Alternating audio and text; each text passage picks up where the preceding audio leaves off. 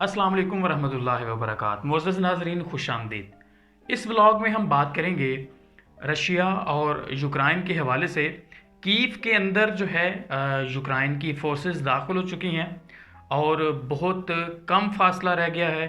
वो यकीनन ये कहा जा रहा है मुख्तलिफ इंटेलिजेंस एजेंसीज की तरफ से, जिसमें अमेरिका भी शामिल है, ये अप्रोच की जा रही है कि जल्द ही चंद घंटों के अंदर जो रूस है वो यूक्रेन पर मुकम्मल कब्जा कर लेगा। अभी मैं आपको खबर दूंगा यूक्रेन के प्रेसिडेंट के हवाले से, जिसमें वो अपना लास्ट जो है वो पैगाम दे रहे हैं। Всім добрий вечір.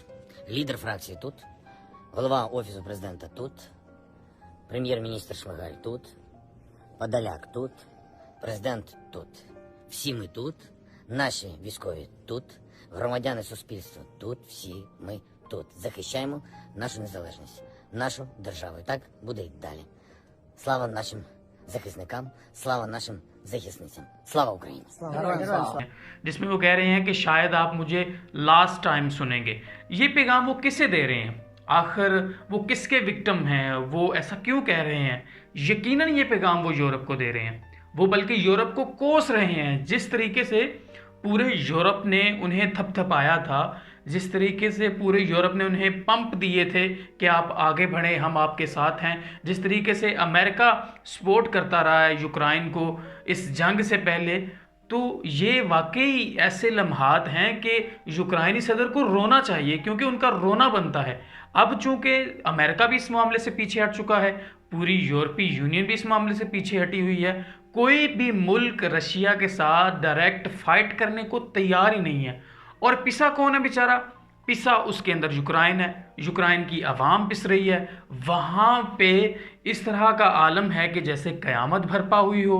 अब मसला ये है, अमेरिका भी इस पे कोई गुफ्तगू नहीं कर रहा, उसकी कोई ऐसी स्टेटमेंट जारी नहीं हो रही जिससे यूक्रेनी अवाम को तसल्ली हो और यूक्रेनी अवाम ये फील करें कि हमारे साथ कोई तो यूरोपीय यूनियन खड़ा है। अच्छा, अब ये तो होगी एक खबर।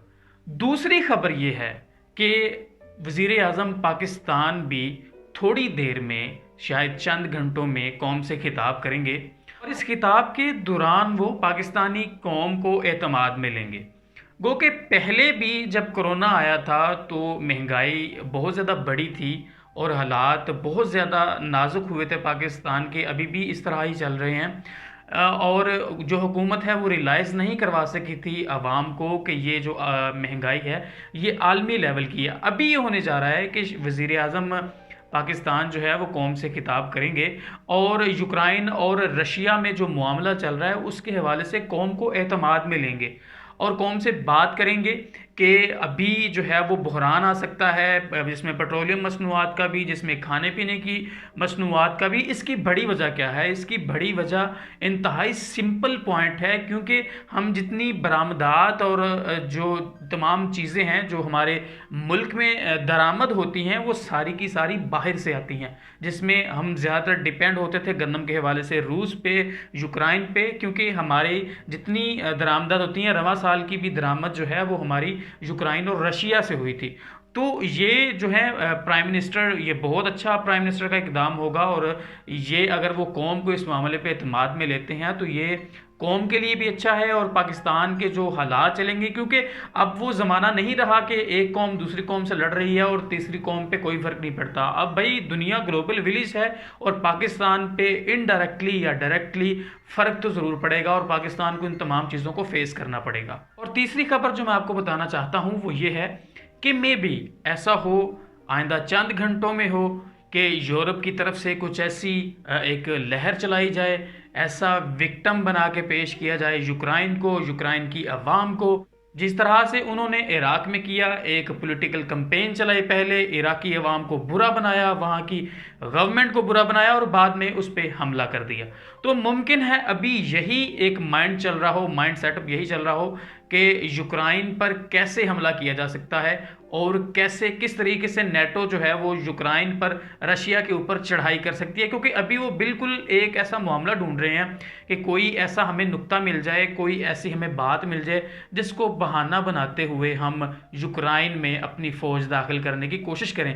फ़िलहाल तो रशिया ने इस तरह की धमकियां दी हैं पूरी यूरोपीय यूनियन को कि वो ऐसा सोच भी नहीं सकते, क्योंकि रशिया जो है एटमी पावर है, और जब एटमी पावर की बात होती है तो कोई भी दूसरा मुल्क इसके साथ लड़ाई नहीं कर सकता, क्योंकि ये फिर डायरेक्टली एक बड़ी जंग, जो अजीम जंग होती है, जो कि जंग अजीम स्वयं बन जाएगी, उसमें तब्दील हो जाएगी। तो कोई भी यूरोपीय यूनियन इस तमाम मामले में नहीं आना चाहता, सभी दूर से तसल्लियाँ दे रहे हैं। उम्मीद करते हैं यूक्राइनी अवाम का मुस्तकबल अच्छा ही होगा, और रशिया अगर उन पे इस तरीके से चढ़ाई कर रहा है तो शायद बेहतर ही उनके लिए होगा। बहरहाल जो है ह्यूमन राइट्स जो हैं यूक्राइनी अवाम के, वो वाकई रोंदे जा रहे हैं और यूक्राइनी अवाम के साथ ज़्यादती की जा रही है, और इस हवाले से दुनिया भर में एहतजाज भी हो रहा है कि यूक्राइनी अवाम पे इस तरह से चढ़ाई ना की जाए।